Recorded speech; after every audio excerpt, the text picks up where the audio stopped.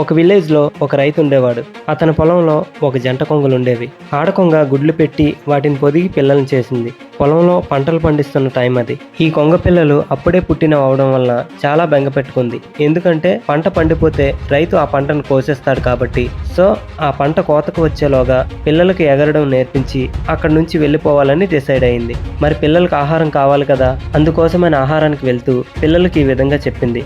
నేను వెళ్ళాక ఎవరైనా పొలానికి వస్తే మీరేమీ భయపడకుండా అతను చెప్పేది విని గుర్తుంచుకోండి అని చెప్పి ఆహారం కోసం వెళ్తుంది. సాయంత్రం ఈ తల్లి కొంగ తిరిగి వచ్చాక ఆ పిల్లలు, అమ్మ ఈ రోజు రైతు వచ్చాడు, పొలం అంతా చూసి పంట కోతకు వచ్చింది, రేపు గ్రామ ప్రజలను సాయం అడిగి పంట కోసేయమని చెప్తానని అన్నాడని చెప్తాయి. అప్పుడు ఈ తల్లి కొంగ, అయితే మనం భయపడాల్సిన పని లేదు, మీరు నిశ్చింతగా ఉండండి అని చెప్తుంది.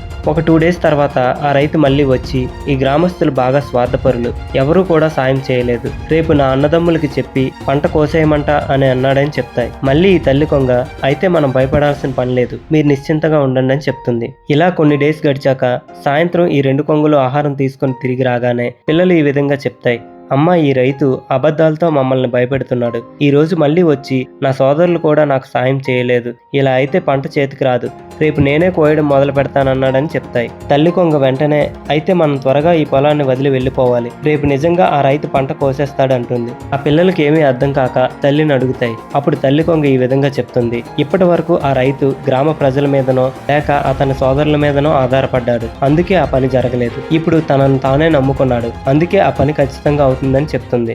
ఈ కథలో మనం తెలుసుకోవాల్సిన విషయం ఏంటంటే, నీవెప్పుడైతే ఇతరుల మీద మాత్రమే ఆధారపడతావో ఎప్పటికీ నీ లక్ష్యం అనేది నెరవేరదు. నిన్ను నువ్వు నమ్ముకున్న రోజున ఖచ్చితంగా నీ లక్ష్యాన్ని చేరుకుంటావు.